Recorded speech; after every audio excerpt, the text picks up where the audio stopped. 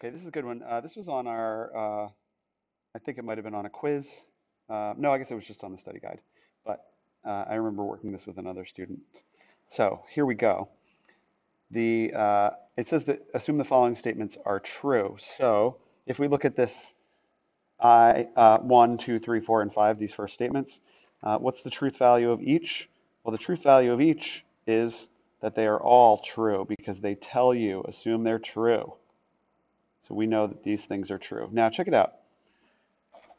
These first four are just conditional statements. If Cecil makes his bed, then it is morning. Okay, this in and of itself doesn't tell us anything that's happening. It just tells us what we would know if we knew the condition or the hypothesis was true. We'd know that this is true. Okay, these four all do that same thing. They're just conditional statements. Then you have this final statement that is a statement of fact. Cecil makes his bed. So if Cecil makes his bed, and I'm going to box out here in pink everything we know to be true. We know this to be definitely true. Cecil makes his bed. Okay? Oops, sorry about that. Definitely true. So what else do we know? Well, up here it says if Cecil makes his bed, then it is morning. And since we know that Cecil does make his bed, we know it is morning. So I'm going to box that. It is morning. It's a fact. Now, if it is morning, down here, if it is morning, then Ted listens to the radio. And we know that it's morning. We know that because Cecil makes his bed. And if he makes his bed, it's morning. So we know it's morning. And if it's morning, Ted listens to the radio. So we know for a fact that must be true. Ted listens to the radio. Okay? Now, we know it's morning.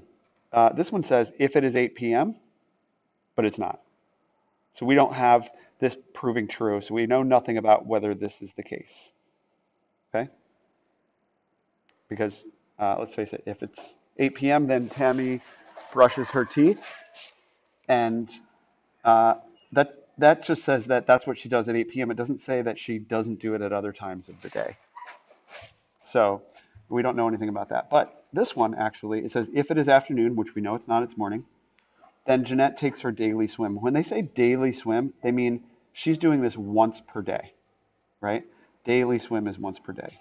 So if it is afternoon, she's taking her daily swim. That means she's not taking it at any other time of the day. So since we know that it's morning, we know she's definitely not taking her daily swim. So I'm going to actually put a line through that and say we know this to be definitely not true.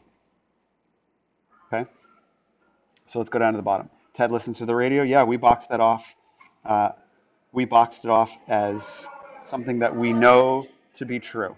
Okay, so I'm going to say for that one, must be true. Let me change the color so it pops out more.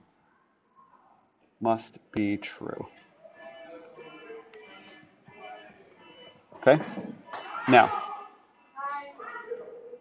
Tammy does not brush her teeth. Well, again, because it's possible for her to brush the teeth more than once a day, um, we know it's not 8 p.m., but we don't know whether she does this more than once in a day. So if it says Tammy does not brush her teeth, we don't really know what she's doing at the other times of the day. So it may be true, but it may not be true. So we'll say may be true. And finally, Jeanette takes her daily swim. Well, we already determined that since it's a daily swim, it only happens once a day, and she does it in the afternoon.